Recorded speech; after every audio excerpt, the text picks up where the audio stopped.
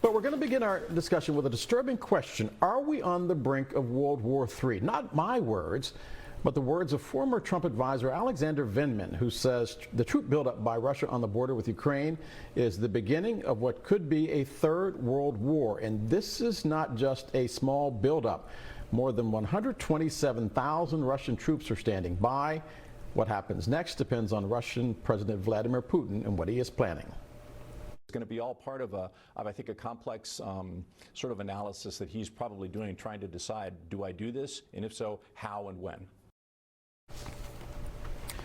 The rest of the world isn't standing by idly. NATO is sending reinforcements to the region, several European countries committing warships and fighter jets. A senior official in Biden administration officials saying that the president met with top military leaders to talk about options for increasing U.S. troops in the Baltics and Eastern Europe. The State Department has ordered family members and staff at the U.S. Embassy in Ukraine to get out. Joining us this morning is BNC's Chief Foreign Affairs Correspondent Nayara Huq. Nayara, biggest question on everybody's mind, is a Russian invasion of Ukraine imminent? All signs point to Russia under Vladimir Putin's control of looking to invade Ukraine any day now. In fact, this past weekend, the president met with senior Pentagon officials to discuss what U.S. assets, including warplanes, warships, needed to be moved into the region to support NATO obligations. There is, we know now, a U.S. carrier, an Air Force carrier, that is already in position on Russia's doorstep. It's the first time since the Cold War that a U.S.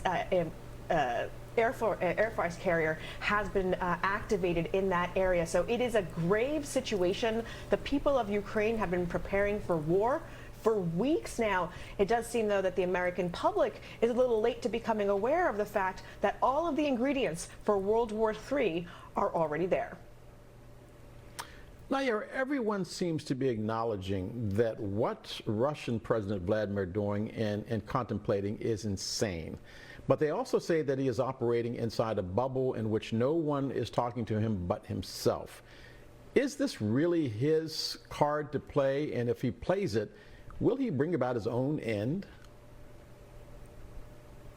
Unclear. Vladimir Putin is facing rising inflation, severe economic discontent. This past summer, he saw Russia's largest protest since the Bolshevik Revolution.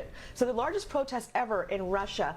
So he is in a dire political situation on the home front and has now turned to war and battle and defending Russia's integrity in another country as his answer to try to unify the Russian people behind him. So he is effectively betting that the Russian people will tolerate body bags of their sons and daughters coming back home in defense of their sovereignty. The second piece of this is that Vladimir Putin has made it very clear that he thinks any defense of Ukraine, Belarus, or any of the countries that call along his border are considered acts of aggression. So Ukraine wanting to join NATO, Ukraine being supported by other Western democracies is by definition a threat to Vladimir Putin.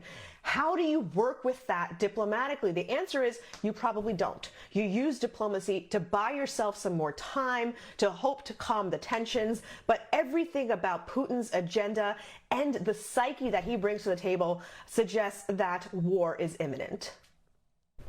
You know, there are so many conflicts worldwide, including Ethiopia and the Middle East. Is it possible that Ukraine is the spark that ignites World War III?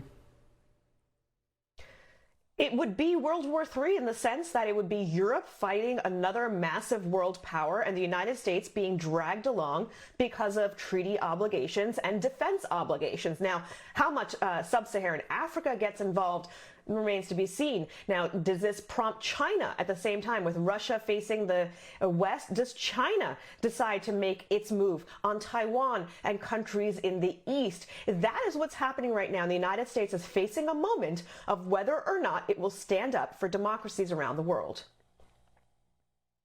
Nayara Huq, our Chief Foreign Affairs Correspondent. Nayara, thank you very much.